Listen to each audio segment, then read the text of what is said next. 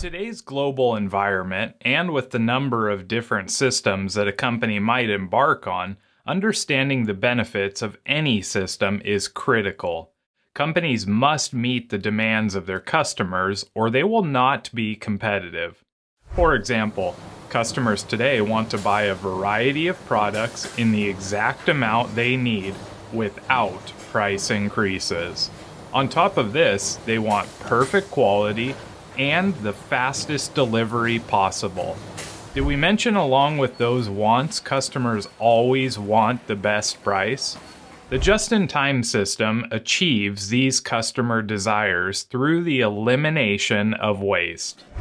Let's look at a few of the positive effects of the JIT system's focus on waste. First, it lowers overhead expenses. Because the primary goal of the just-in-time system is to have what is needed, when it's needed, in the quantity needed, this enables organizations to reduce their overhead expenses and ensure they have what customers need. This occurs because just-in-time organizations only carry what they need, which keeps resources free to engage in other value-adding activities. By doing this, customers are better served, while at the same time lowering the cost of doing business. Next, organizations that implement just-in-time lower supply chain costs, which results in lower customer costs. Efficient supply chains have the ability to deliver lower costs at all levels of a supply chain. As the costs of each echelon in a supply chain are reduced, those savings can then be passed on to the customer, which in turn makes a company's products more affordable and creates a sustainable competitive advantage for the organization. This also helps a company acquire and sustain a larger market share over its competitors. In addition to these benefits, JIT gives a company better control of manufacturing. The JIT model gives a manufacturer unprecedented control over their manufacturing processes. This in turn enables a company to be more responsive to customer needs and changes. Manufacturers can ramp up production of an in-demand product and quickly scale down production on items that are slowing down or may be nearing the end of their life cycle. This helps companies avoid the massive stockpiles of inventory that oftentimes need to be liquidated or cleared out at below market value prices. Finally, just-in-time gives companies a better use of their space. When an organization reduces inventory, they free up resources to employ them in other parts of the organization. Stores, for example, can renovate warehouses. The extra space can then be used to expand retail locations. Manufacturers that implement just-in-time can also save space. For example, they can convert warehouse or distribution areas into manufacturing space. This can then be used to ramp up production if needed. As you can see, the just-in-time system can yield many benefits, everything from freeing up resources to enhancing an organization's space. That leaves us with only one question. How do we get started identifying waste and achieving the full benefits of the just-in-time philosophy? Well, we'll find out shortly. But before we do, let's stretch our minds a little bit by answering the following question in the upcoming assignment or comments section. As you look at a process, what are the most common forms of waste you identify? Well, thanks for watching, friends, and we'll see you in the next video.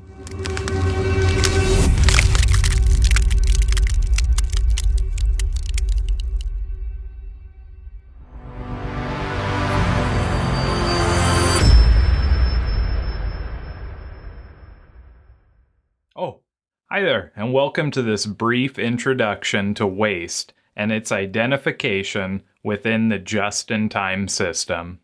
While this won't be a deep dive into the 8 forms of waste, this lecture will be enough to get you started. Much like Lean, the removal of waste is absolutely foundational in the just-in-time system. This begs the question, what is waste?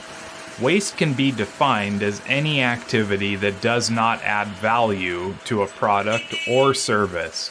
In many cases, waste not only adds no value, but adds costs instead. Waste, or non-value, generally has 3 defining characteristics to it.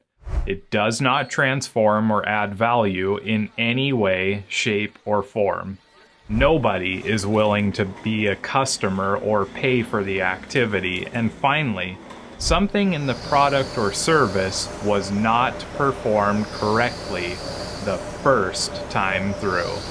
One thing to note about waste is that in addition to enhanced cost, waste also extends the lead time of products and services, ties up resources, and prevents resources from being used in an effective way. There are 8 forms of waste you will see on the screen that you should be aware of. Be sure to check the resource section for handouts or the description where you can find more resources that will help you learn about waste. As you eliminate or reduce waste in your organization, you will better be able to accomplish the goal of having what is needed, when it's needed, and in the quantity needed. Now, before we move on, be sure to review the 8 forms of waste visual. Also, please consider writing down your thoughts, commenting, or answering this question in the upcoming assignment or comments section. Given the definition of non-value that you learned about, what are 3 activities that you can think of that are wasteful or add no value to a product or process? Well, thanks for watching, my friends. We look forward to reading over your answers and seeing you back here on Lean Strategies International LLC, where you can find solutions that ignite your power.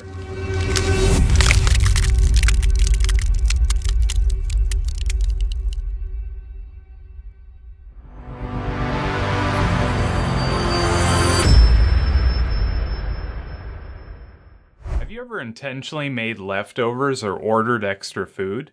You pack it up, put it in the fridge, and have every intention of eating it. A week later, you check your food, and it's gone bad. Shelf life is one risk you take when you overproduce. In the case of our leftovers, we lost money, time, and a tasty meal. Overproduction is one of the 8 major forms of waste. It occurs when materials, services, or information are created earlier or in excess of the needed demand. Overproduction, oftentimes referred to as the deadliest form of waste because it directly causes and enlarges other forms of waste, while indirectly contributing to many others. When overproduction occurs, inventory is built up.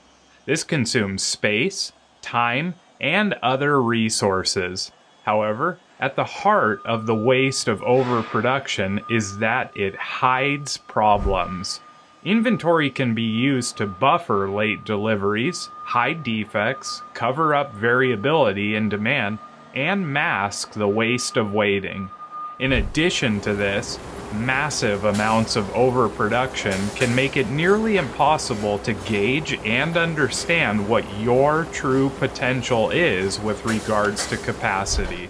Some examples of overproduction include producing too much information or products, producing information or products quicker than they are actually needed, creating orders that are not ready to be processed, and sending too many emails. Many companies feel that they must overproduce because they build products or perform services in large lots or batches. This batch-type production typically occurs to either spread the cost over many products and services or to avoid lengthy changeovers that make no economic sense. While long runs and avoiding frequent changeovers may make sense on the surface, many organizations look beyond the damage that the buildup of excess inventory can do. For example, carrying costs, storage costs, material costs, management costs, stockout costs all rise with the amount of overproduction that occurs. In addition to this, more space is needed in simply handling and processing unneeded items.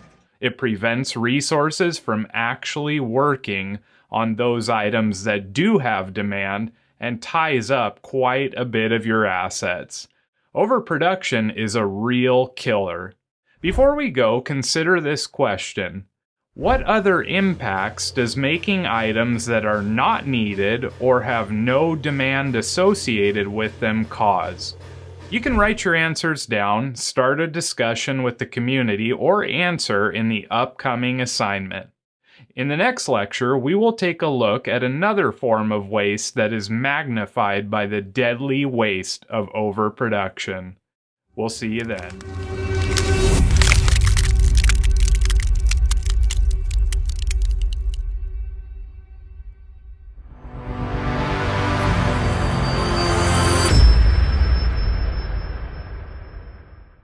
While we've discussed inventory in other lectures, the topic begs for frequent review. One of the most distinctive effects of overproduction is the buildup of excess inventory waste. Inventory waste is any unnecessary storage of materials, products, or information. Another way to think of it is the buildup of materials or information at any stage of a process or value stream. This can include raw materials, work in progress, or finished goods or information. Buildup of inventory is sometimes a common practice in organizations, as inventory can help hide problems like defects, long setup and changeover times, machine and information downtime, late deliveries from your supply chain, and unbalanced production or schedules. Regardless of what inventory covers up, inventory that is not associated with demand is waste, and hiding it only results in magnified forms of waste or more problems. For example, no company has unlimited storage, space, or people. As companies build inventory, they must have space to store the inventory, time to find the inventory, materials to protect it, and people to manage it. None of these activities are value-adding. Another common issue that pops up is the more inventory you have, the more possibilities there are for damage. Damage can occur during storage of inventory, during the production process, and during handling of your inventory. Transportation is another form of waste that follows the creation of excess inventory. Most forms of inventory will need to be transported in some way at some time. Transportation is magnified when excess inventory is created. Processes that build in bulk typically require mechanization such as forklifts, carts, and/or people to move the inventory. This adds cost to the process and certainly does not create any value during the transportation phase. Finally, making inventory that has absolutely no demand attached to it creates waiting and delays. Every piece of inventory must wait for others to finish before they can begin. The final thing that you need to consider with regards to inventory is that as long as inventory is not sold, the resources used to create the inventory remain tied up. This includes financial resources, time, materials, and energy. So, how do we remove the waste from inventory? While you will never remove every form of waste in any organization, there are ways to drastically reduce it and remove it at some points in the process. Organizations use the just-in-time system to build only the inventory that is needed, when it's needed, in the quantity that is needed. Over the next few modules, we will dig into methods like leveled production, the famed Kanban system, and measurements like tack time. These and a few other surprises will undoubtedly help us reduce this waste of inventory. Now, before we go, please consider this question. What problems or issues does inventory cause in your organization? You can write your answers down, start a discussion with the community, or answer in the upcoming assignment. We'll see you in the next video.